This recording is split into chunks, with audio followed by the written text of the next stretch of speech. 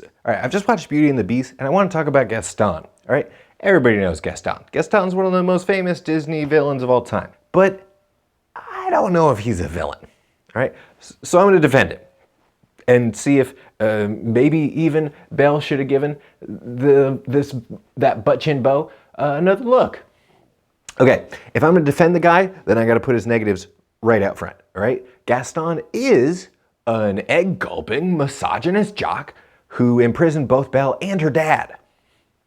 It's not a good start to any love story, but this is a love story where both love interests do imprison Belle and her dad, so that one's kind of a wash. So let's look at his positives, all right? Gaston has tons of women to choose from, but he wants the smartest girl in the village, all right? Now he says it's because Belle's the prettiest, but I've seen the sexy triplets that follow him around everywhere. I don't know about that. I think on some level he is responding to the fact that Belle's smart and self-possessed. So, good taste in women, right?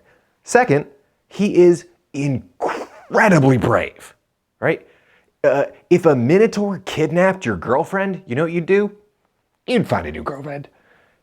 It's not even arguable. This is a man who is willing to fight a bear for a date.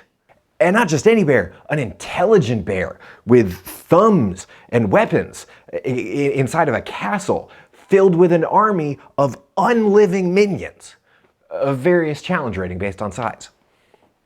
Beast is a 10-foot tall werebison, and from the moment that Gaston learns about its existence, he declares he's going to fight it mano a mano and kill it. This is a braver man than I've ever been. And he should be. He kind of rules, right? He eats 6 eggs just for breakfast. Whatever mental fortitude he possesses must be nothing compared to the gastrointestinal fortitude he has to possess not to be entering and exiting each scene in a cloud of fart gas. And that is a 4,000 calorie breakfast, right? That puts Michael Phelps to shame. This guy must be constantly working out or hunting to be burning that off. And a prolific hunter is what his townspeople need, because 100% of the local ecosystem seems to be wolves. It is an all-wolf life cycle out in those woods. And Gaston seems like he's the only thing that's stopping them from sweeping over the town like a howling tide. And he does all this impressive hunting and fighting, despite the fact that I think Gaston may be legally blind. How can you read this? There's no pictures. All right, and it's not just my opinion that Gaston is kind of a hero, all right? There's no one in town as admired as him. He's everyone's favorite guy. That's the way we all dream about people in our hometown talking about us.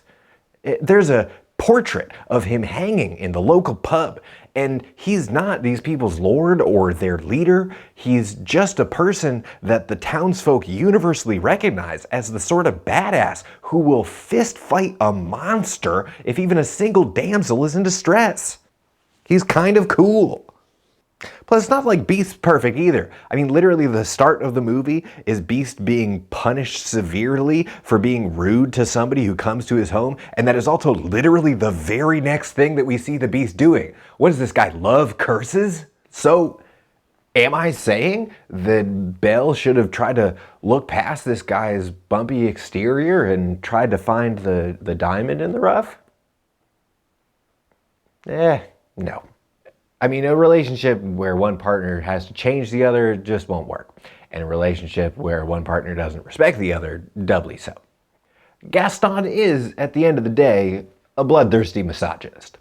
But he was also the unlikely hero that the people of this witch-cursed, wolf-surrounded town needed in their darkest hour.